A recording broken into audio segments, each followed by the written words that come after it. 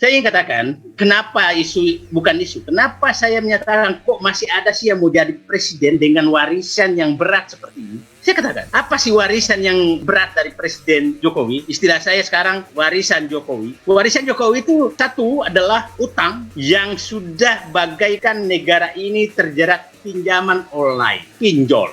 Jadi saya ingin mengingatkan rakyat, berhentilah menerima pembodoh bahwa infrastruktur yang dibangun itu adalah percepatan pembangunan. Sekarang Anda sudah menikmati beban tersebut. Dan saya heran sekali salah satu partai yang menyatakan bahwa mendukung salah satu presiden asal berjanji meneruskan program pemerintahan Jokowi. Ya kan? Ini logika mana gitu. Jadi apakah diteruskan membangun infrastruktur yang mangkrak? Apakah diteruskan menambah utang? Apakah harus diteruskan oligarki?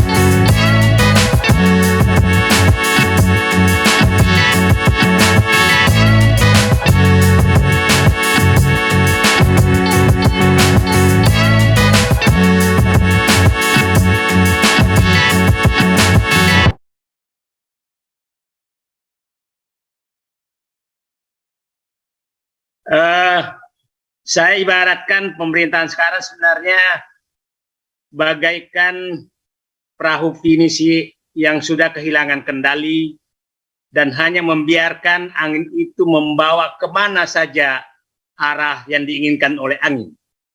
Jadi saya memandangnya seperti itu. Jadi negara ini sepertinya sudah kehilangan kendali dan memasrahkan kepada alam untuk mengarahkan perahu itu kemana saja. Nah, kenapa saya katakan demikian? Begini, dari berbagai pernyataan-pernyataan yang ada, itu selalu berbeda antara pernyataan sebelumnya dengan pernyataan yang saat ini. Itu menandakan tidak ada lagi arah bagi pemerintah.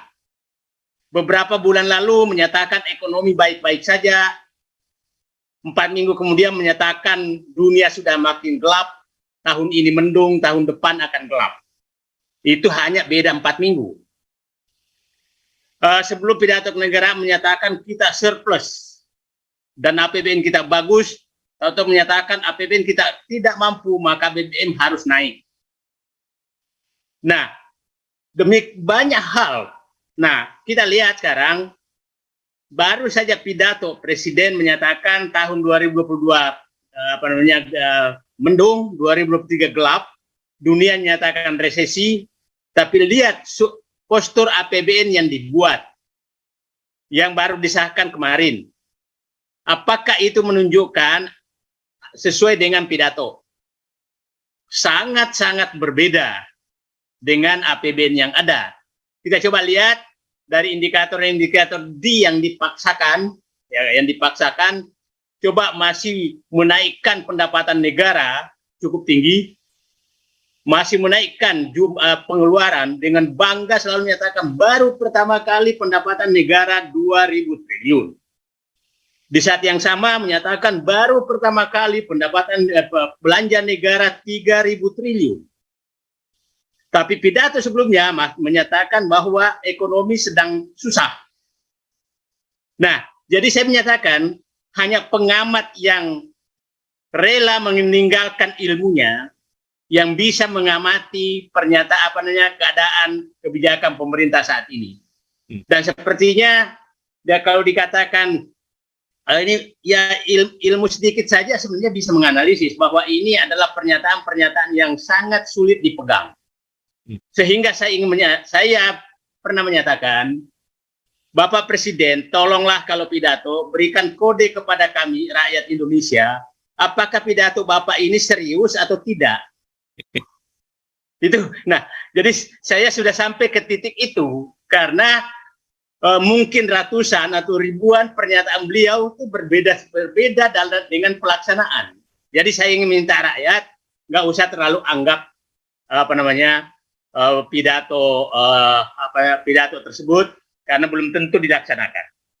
Nah, yang saya ingin ambil hikmah dari perayaan 17 Agustus kemarin adalah saya berharap janganlah istana yang berjoget, rakyat yang susah, tapi biarkanlah rakyat yang berjoget, tapi istana yang berpikir. Itu saya pikir yang saya harapkan. Kelihatannya yang terjadi sekarang memang demikian. Istana berjoget dan rakyat yang menderita. Itu kelihatannya. Kenapa saya katakan? Dan itu dilunjukkan dalam berbagai hal. Begini contohnya. Coba Anda bayangkan, di tengah mengeluh fiskal berat, tahu-tahu muncul perintah, ganti semua mobil pejabat menjadi mobil listrik. Ini logika mana? Pernahkah kita mendengar bahwa pemerintah sejak COVID itu menjadi prihatin dengan keadaan ekonomi? Nggak pernah. Pernahkah pemerintah melakukan pemotongan anggaran yang tidak penting? Tidak pernah. Pernahkah pemerintah melakukan, contohlah, staf khusus presiden milenial itu apa sih? Kok masih diada-adakan terus? Lembaga-lembaga pseudo lembaga yang menurut saya tidak ada manfaatnya, anggarannya tetap meningkat. Saya sampai kemarin tuh kok BPIP anggarannya sama 300 miliar lebih. Nah, supaya publik paham, Anda bisa bayangkan, saya dulu sekretaris Kementerian BUMN, itu anggarannya yang mengelola ribuan triliun, itu anggarannya hanya 150-an miliar. Bayangkan BPIP yang nggak tahu saya pekerjaannya dikasih uang mendekati 350-an miliar. Nah, jadi mereka berfoya-foya, betul mereka berjoget di tengah rakyat yang kesusahan. Kemudian rakyat yang datang nonton joget dikasih permen di luar pagar sana. Itu kira-kira gambaran negara seperti ini. Jadi, nah, sekarang saya ingin masuk resesi 2023. Saya ingin menyatakan bagi Indonesia sebenarnya itu tidak terlalu hanya netral saja karena kita utangnya itu adalah utang dalam negeri, tidak utang luar negeri. Paling hanya 15%. Jadi tidak terlalu penting, tapi menurut saya yang perlu kita amati betul bahwa ada permasalahan struktural yang terjadi. Satu, berkali-kali pemerintah dan BPS menyatakan bahwa ekspor kita mencapai rekor tertinggi. Oke? Yang kedua, cadangan devisa kita naik. Nah, secara teori ekonomi, negara yang ekspornya surplus terus, kemudian devisanya tinggi dan utang luar negerinya terlalu besar, kursnya pasti menguat. Itu teorinya. Nah, terus itu teori yang terjadi. Tapi apa yang terjadi? Kurs melemah. Itu sebelum The Fed menaikkan suku bunga loh. Sebelum The Fed menaikkan suku bunga, kurs kita sudah mendekati 15.000. Oke? Nah, sekarang yang selain itu investasi yang diagung-agungkan. Setiap pulang ke luar negeri itu MOU kayaknya mungkin satu kontainer kali dibawa pulang. Satu kontainer dokumennya itu dibawa pulang tuh. kerjaan Menteri Investasi itu kira-kira mengumpulkan siapapun yang mau MOU akan MOU lah di luar negeri. Kira-kira begitu. Menteri Investasi juga melakukan demikian. Itu sejak periode pertama. Tapi adakah investasi yang masuk? No. Ada investasi yang masuk, betul. Tapi istilah saya investasi karpet merah. Terutama dari China. Untuk masuk-masuk ke tambang. Karena pembebasan pajak, pembebasan tenaga kerja asing, pembebasan pungut fiskal itu masuknya boleh menggunakan bank Cina saja. Jadi istilah saya, investasi yang dari Cina itu adalah bukan berinvestasi, dia berinvestasi di Indonesia, bukan investasi di negara Indonesia. Oke? Karena itu hanya lokasi pabrik ada di Indonesia, semua berlaku aturan Cina. Akhirnya negara tidak dapat apa-apa. Oke, nah dampak daripada semua itu, nah coba bayangkan keberanian DPR, Presiden, dan seluruh penguasa melakukan perubahan seluruh undang-undang lewat Omnibus Law demi memudahkan investasi katanya. Tenaga kerja diabaikan, semua diabaikan. Adakah investasi yang masuk? Enggak ada. Artinya, kalau kita mau jujur, artinya investor tidak percaya kepada pemerintah. Bukan terhadap aturan, bukan terhadap yang lain. Tidak percaya kepada pemerintah. Nah, mungkin juga mereka sering mendengarkan pidato presiden yang tidak bisa dipegang. Nah, investor yang mana yang mau datang kalau nggak bisa dipegang, gitu kan?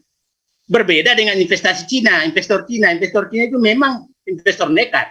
Yang penting dipegang oleh kekuasaan, maka dia tidak ada masalah. Nanti kekuatan yang akan hadapi kalau diganggu. Dan kira-kira begitu. Berbeda dengan investor-investor negara multinasional, itu takut sekali terhadap stabilitas ketidakpastian pemerintah. Nah sekarang, saya kembali pernyataan saya bahwa nah sekarang resesi 2023 menurut saya, bagi saya sih sepertinya Indonesia itu lebih duluan. Tanpa resesi itu pun sudah menghadapi persoalan yang sangat berat. Yang sangat berat karena kebijakan yang tidak bisa dipegang sama sekali. Nah, saya ingin katakan, kenapa kenapa saya menyatakan kok masih ada sih yang mau jadi presiden dengan warisan yang berat seperti ini? Saya katakan, apa sih warisan yang berat dari Presiden Jokowi? Istilah saya sekarang warisan Jokowi.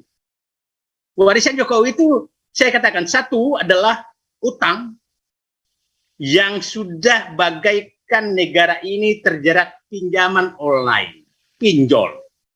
Itu sudah seperti itu. Yang kedua adalah infrastruktur traps. Terjadinya kelebihan infrastruktur yang menyebabkan rakyat yang harus membayar kelebihan tersebut. Dan terlihat buktinya itu adalah, jadi kalau rakyat menyatakan tidak ada urusan kami dengan infrastruktur bagus-bagus saja, silahkanlah menikmati kenaikan tarif listrik. Itu fakta bahwa itu kelebihan infrastruktur. Karena kelebihan itulah 7 gigawatt itu menyebabkan PLN harus menutupi sekitar 21 triliun per tahun kelebihan itu. Kelebihan jalan tol itulah menyebabkan tarif tol naik. Karena untuk menutupi kerugian-kerugian tol yang tidak layak, maka nikmatilah kenaikan jalan tol. Itu namanya kenaikan tiket dan bandara dan lain-lain. Silahkan menikmati, karena itu untuk menutupi bandara-bandara yang tidak beroperasi, yang harus dibayar oleh penumpang yang naik di Cengkareng untuk menutupi bandara Kertajati yang nganggur. Oke, bandara-bandara ini yang nganggur. Jadi saya ingin mengingatkan rakyat, berhentilah menerima pembodohan. Bahwa infrastruktur yang dibangun itu adalah percepatan pembangunan. Sekarang Anda sudah menikmati beban tersebut. Nah, pelabuhan juga demikian. Kemudian ya, jalan tol tadi saya sudah jelaskan, listrik saya dijelaskan. Nah, yang menarik lagi, infrastruktur yang dibangun itu akan menjadi beban bukan secara langsung.